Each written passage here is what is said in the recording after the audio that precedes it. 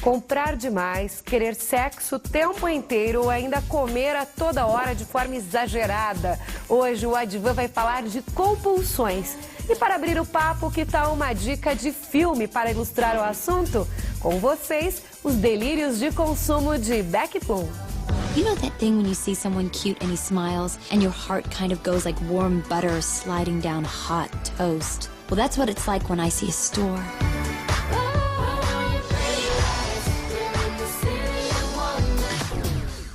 Declined. Can you try again? Really declined. How are you gonna pay this debt? I know I've made some mistakes, but I'm turning my life around. Fluent in Finnish? Everyone pads their resume a little. Sorry.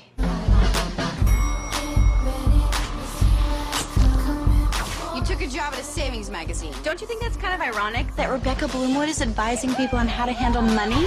Gucci boots! I saw him first. Give them to me!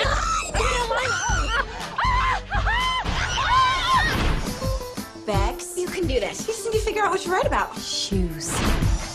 Describing investment in the way that women purchase different shoes, that was very clever. It is? This is a very important magazine. Is this where you should be?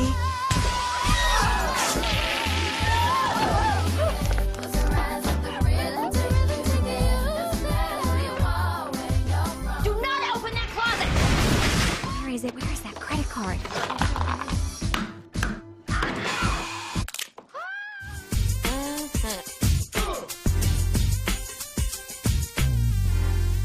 Olá, boa noite! Hoje as compulsões vão tomar conta do nosso programa. No trailer do filme que acabamos de ver, uma jovem jornalista usa e abusa dos cartões de crédito.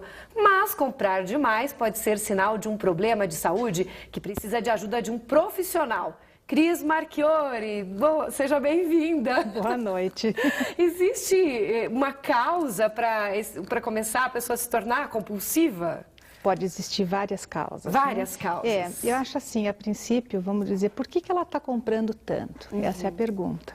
Porque quando é uma compra, porque pode, tem o dinheiro à vontade, não sabe o que fazer, então vai iludida com aquela questão da modinha e tudo mais, é uma coisa. Mas isso não está deteriorando sua conta bancária, sua situação de finança. Até aí é uma pessoa que compra demais apenas, né? Agora, se a pessoa compra para tirar uma tristeza, para encher a vida dela de coisas a fazer, quer dizer, porque tem uma vida vazia, ela não tem o sentido na vida que preenche em outros aspectos a vida em prazer que não seja a compra. Então, esse já é um processo que vai evoluir para a compulsão. E há também quem o utilize das suas frustrações para aliviar das frustrações do dia a dia. Com certeza. Comprar 10 calças iguais, 10 camisas iguais e não tem nem tempo de usar. Não tem, né? Normalmente são roupas que ficam com etiqueta dentro do armário, né? Agora, por que isso? Porque teve uma discussão com o pai, ou aquele dia brigou com o namorado, enfim, alguma coisa na parte emocional não está indo bem. Então, essa é uma forma de troca, vamos dizer, uma troca afetiva, em vez dela ter... essa pessoa ter esse lado do afeto, do apoio, da compreensão, daquilo que pode ficar triste sim. É importante estar triste naquele momento, depois que resolve internamente. Agora, sair dali, vou para o shopping, um cartãozinho mágico é ótimo, mas pode levar a uma patologia sim. Eu ia dizer assim que salvo também quando há questões de saúde mesmo, né? Por exemplo, há pesquisas que indiquem a falta de dopamina no cérebro destas pessoas e elas precisam compensar isso de alguma forma, né? Um acompanhamento especializado, Cris, pode reverter esse quadro? Você vê, Lana, uso de medicamentos? Com certeza, porque assim, as emoções, elas também dão o suporte químico, porque elas facilitam ou impedem a produção da nossa química interna, tá? Então, por exemplo, uma pessoa que está num estado depressivo, ela vai ter uma serotonina muito pouca produzida dentro do organismo dela. Então, a medicação e a terapia é um acessório muito importante para o tratamento. Da mesma forma que a pessoa com a compulsividade de compras ou qualquer outra ordem da parte de comida, alimentação, a parte sexual, tem vários tipos de compulsão, né? Então, é a mesma coisa que, nossa, estou fazendo aquilo que eu adoro fazer. O que acontece? Você sente um prazer com aquilo. E esse prazer é o quê? É a nossa química sendo derrubada. Mas é tão momentâneo, né? Que depois a gente pensa, o que eu vou fazer com tudo isso? Porque né, é a mesma forma, é a mesma forma do medo, vamos dizer assim. O que o medo provoca? Uma adrenalina. E depois que a adrenalina está atuando no organismo, o que acontece? Dá uma baixa, dá um cansaço, dá um relaxamento. Isso é uma química atuando. Né? Então, a pessoa que compra porque ela tem prazer nisso, porque ela está substituindo qualquer outro tipo de prazer pela compra em excesso, é uma coisa que realmente tem que se ver, de fato, com a parte da psiquiatria e da psicologia. São dois tratamentos associados. Não adianta porque não existe a pílula da felicidade. Nós já vimos aqui. Já falamos aqui, né? Né? Então, nós temos que realmente procurar as causas que estão levando a esse estado de comportamento. Legal, Cris. Agora nós vamos às ruas, saber como as pessoas se comportam e depois até o consultório de uma especialista no assunto para saber mais sobre este transtorno. Flávio, quando você sai para comprar alguma coisa, seja uma calça, um calçado, a primeira coisa que te vem em mente é eu quero ou eu preciso? Eu preciso. Você então não é um comprador compulsivo, por exemplo? Não. Conhece alguém que seja? Algumas pessoas eu conheço. Mais homens ou mais mulheres? Mulheres. Tem alguma explicação para isso? Eu acho que elas são mais encantadas assim, com as coisas, então às vezes compram até o que não precisa, né? Porque se você ter 50 pares de sapato já é um exagero. Para 2 pés é muita coisa. Chega a usar tudo? Eu acho que não. Não tem. É assim, dá uma sensação e vai comprando. Depois se arrepende. Se arrepende depois, então? Uhum. Eu tenho um filho que é assim. Como que é sair para fazer compras com ele? É complicado, porque ele quer comprar tudo. Tá certo. Minha esposa. Eu sou minha esposa. E aí, como é que consegue segurar as contas? É complicado, tem que dar um puxãozinho, falar vai devagar, com calma, mas... Ela já chegou alguma vez a comprar alguma coisa, ou mais de uma até, e às vezes nem usar? Várias vezes. Pela sua cara você não gosta muito? Não gosto muito. O que você fala pra ela? Ultimamente não tô falando mais nada. Não adianta, né? Fala, mas não...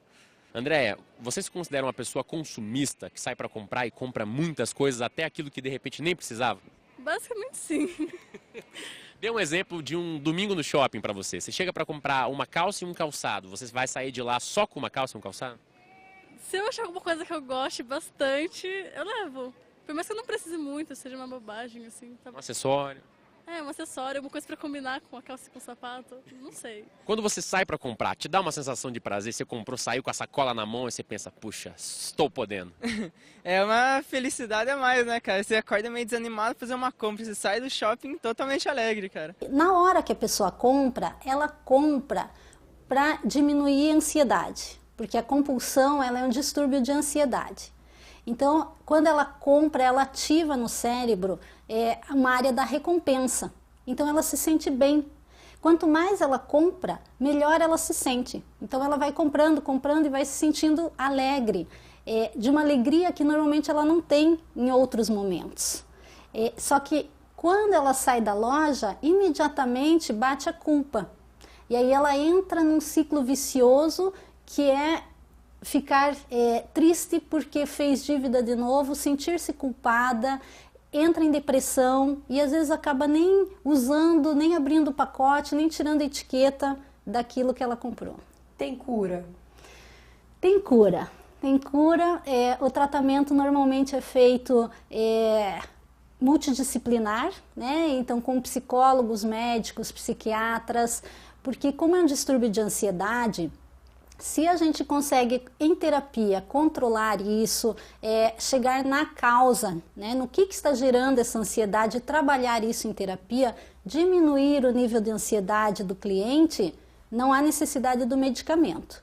Mas, se, apesar da psicoterapia, o cliente continua com um nível altíssimo de ansiedade, significa que tem alguma alteração também na produção, por exemplo, de serotonina, alguma alteração em áreas, na comunicação de algumas áreas do cérebro. Então aí sim a necessidade de encaminhar para um médico para ele avaliar a necessidade do medicamento. Bom, e a próxima compulsão que a gente vai falar aqui é a compulsão sexual. Tem inclusive um filme que a gente até vai mostrar para você agora, que aponta esse tipo de situação. Não sei se você de casa já assistiu ou a Cris já assistiu, é o Shame, que conta a história aí de um cara bem-sucedido, com uma rotina intensa de sexo, que ele busca a qualquer custo. Armando, o protagonista, chega para morar uns dias aí na sua casa e aí põe em xeque todas estas atitudes do rapaz. Vamos dar uma olhadinha? How'd it go last night? Good night. Let's do it again tonight. And my sister's playing downtown somewhere. Can I stay for a few days? Your hard drive is filthy. I mean, it is dirty. Slowly. I'm trying to help you. How are you helping me, huh? You come in here and you're a weight on me. You're a burden. You want to get out of here? I could take you somewhere.